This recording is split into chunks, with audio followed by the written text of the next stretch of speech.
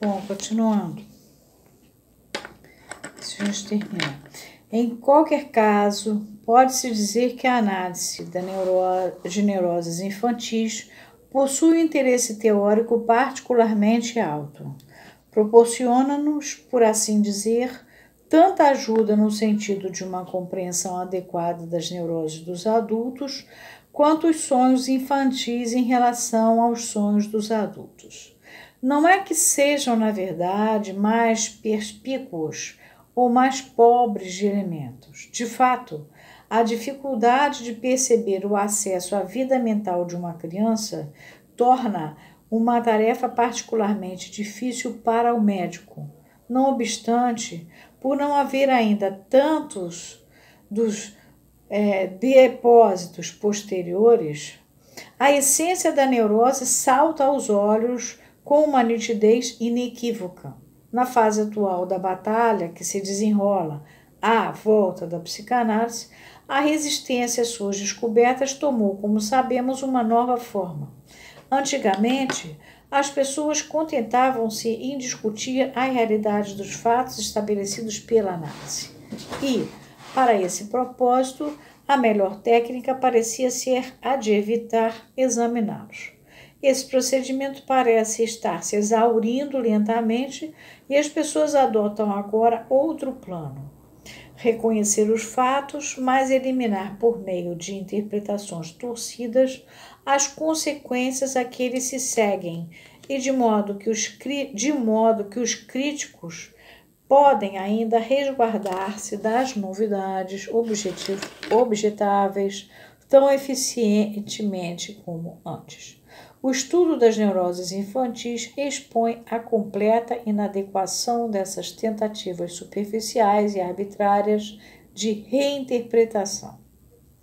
Mostra o papel predominante que é desempenhado na formação das neuroses por aquelas forças libidinais tão impulsivamente rejeitadas e revela a ausência de quaisquer aspirações no sentido de objetivos culturais remotos, dos quais a criança nada sabe ainda e que não podem, portanto, ter qualquer significado para ela. Outra característica que torna a presente análise digna de nota está ligada à gravidade da doença e à duração do tratamento. As análises que conduzem a uma conclusão favorável em pouco tempo são de valor para a autoestima do terapeuta e para substanciar a importância médica da psicanálise. Mas permanecem em grande parte insignificantes no que diz respeito ao progresso do conhecimento científico, nada de novo se aprende com elas. Na verdade, apenas são bem-sucedidas tão rapidamente porque tudo o que era necessário para sua realização já era conhecido. A novidade só pode ser obtida de análises que apresentem especiais dificuldades e para que isso aconteça é necessário que elas se dediquem bastante tempo.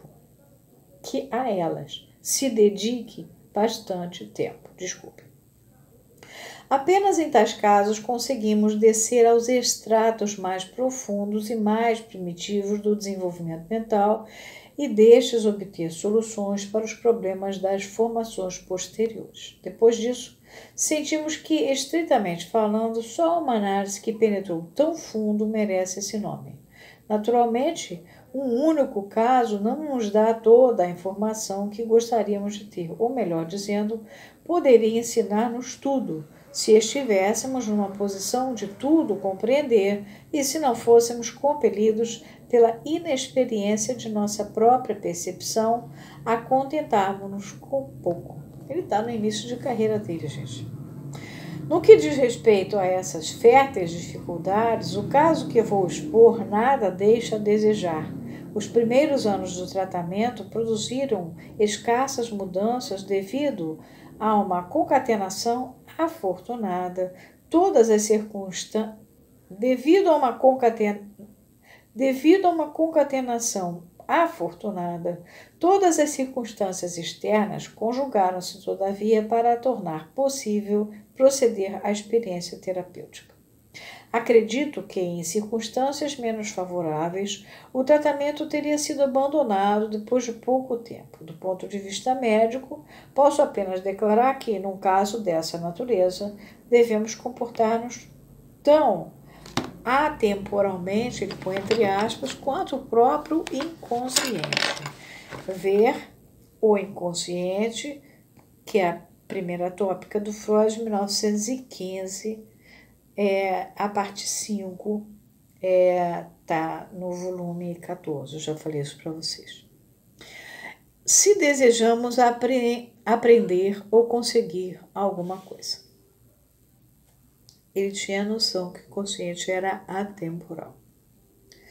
E ao final, o médico será bem sucedido se tiver força para renunciar a qualquer ambição terapêutica de pouca visão.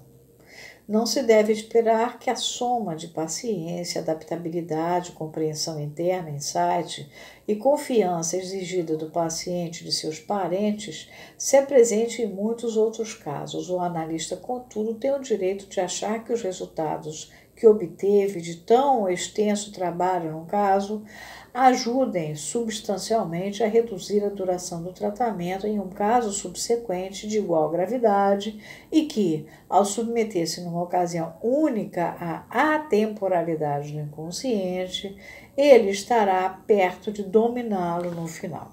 Nota 2. A questão da extensão das análises foi exposta por Freud em Análise Terminável e Interminável, de 1937, quer dizer, publicada em 37, que nós já comentamos como é que Lacan traduziu e etc.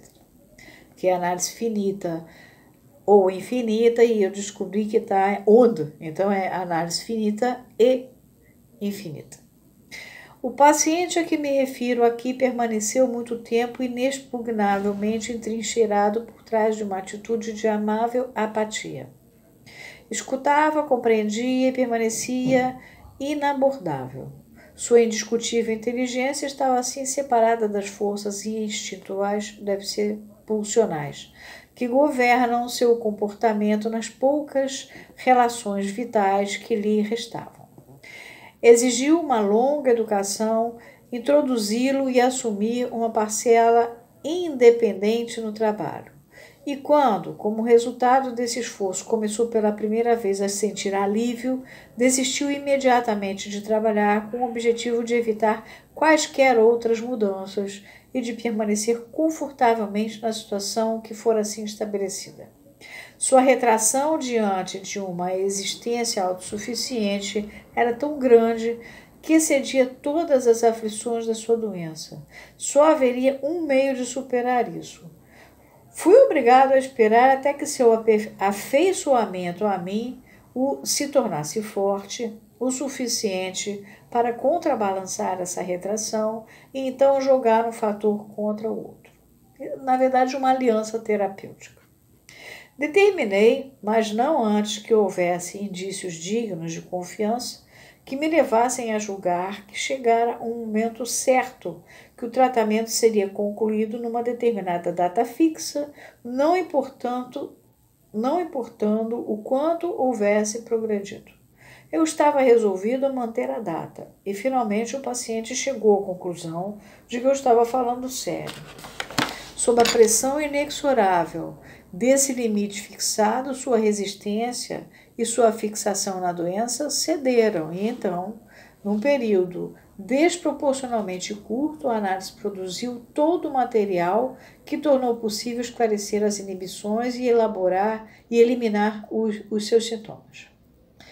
É também toda a informação que me possibilitou compreender a sua neurose infantil, e também toda a informação que me possibilitou compreender a sua neurose infantil, nasceu dessa última etapa do trabalho, durante a qual a resistência desapareceu temporariamente. O paciente dava a impressão de uma lucidez que habitualmente só é obtida através da hipnose. Nota 1. Os efeitos de estabelecer um limite de tempo para a análise são considerados por Freud em referência a este caso particular na seção 1 do artigo citado na nota de rodapé precedente de 1937, que é a análise terminável e interminável. Desse modo, o curso deste tratamento ilustra uma máxima cuja verdade era muito apreciada na técnica da análise. A extensão da estrada pela qual a análise deve viajar com o paciente e a quantidade de material que deve ser dominado pelo caminho não tem importância em comparação com a resistência encontrada no decorrer do trabalho. Só tem importância na medida em que são necessariamente proporcionais à resistência. A situação é a mesma de um exército inimigo que precisa hoje de semanas e meses para abrir caminho através de poucas horas por um excesso. Através de uma região que, em tempos de paz, seria atravessada em poucas horas por um expresso e que, pouco tempo antes, fora transposta pelo exército defensor em alguns dias. Uma terceira peculiaridade da análise, que será descrita nessas páginas, apenas aumentou a minha dificuldade em decidir fazer dela um relato. No todo, os seus resultados coincidiram da maneira mais satisfatória com o nosso conhecimento prévio ou foram facilmente incorporados por ele. Muitos detalhes, no entanto, pareceram-me tão extraordinários e incríveis que senti alguma hesitação em pedir a outras pessoas que acreditassem neles. Solicitei ao paciente que fizesse a mais rigorosa crítica das suas recordações, mas ele nada achou de improvável em suas afirmações e confirmou-as inteiramente. Em todo caso, os leitores podem ficar certos de que só estou relatando o que surgiu com uma experiência independente, não influenciada pela minha expectativa. De forma que nada mais me restou senão recordar a sábia sentença que há mais coisas no céu e na terra do que sonha a nossa filosofia.